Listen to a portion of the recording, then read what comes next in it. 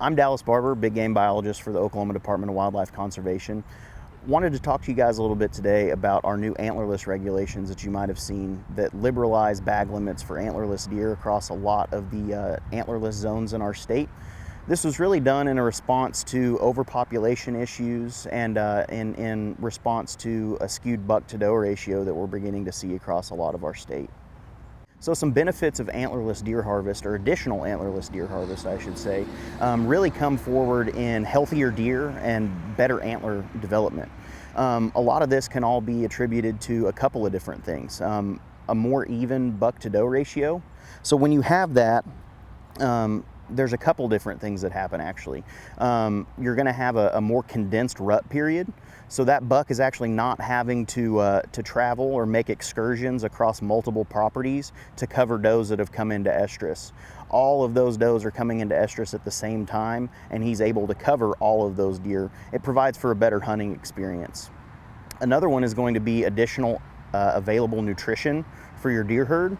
So as more and more deer pile onto a piece of property, the available nutrition for each one of those deer declines. So with additional antlerless harvest, you're opening up more resources for those deer that do remain on the property, which again all relates back to healthier deer and better antler development. So an additional benefit of a healthy buck-to-doe ratio is going to be an even fawn drop.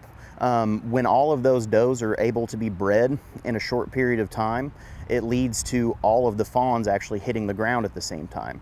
There's a lot of benefits that can come from this, one of which being that predation levels actually go down. So whenever you have multiple fawns on the ground all at the same time, predators like coyotes, foxes, etc., can't keep up with the sheer amount of fawns that are available for them for predation. So your recruitment level actually goes up. Another benefit is less late-born fawns. So when you have a high buck-to-doe ratio, you're actually dealing with fawns that are going to be born, a month or even 2 months later than what's considered average. And this can actually have a detrimental effect on that fawn for quite a long time. They're having to kind of race against the clock to meet some developmental milestones before the winter comes. So they go into winter in poor health. And it's especially important for buck fawns. Studies have shown that buck fawns that are born later than average take up to 3 years to recover from that.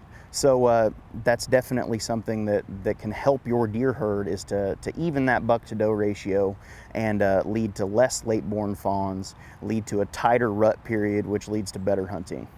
So remember, when you take to the field this fall, that as a hunter, you're a deer manager. You're our boots on the ground for deer management across the state. So make wise decisions. Every time that you pull the trigger, or more importantly, not pull the trigger, is a management decision on that piece of property that you're hunting. And I encourage all of you to take somebody new this fall. And I hope that all of you guys have a great deer season. Thanks.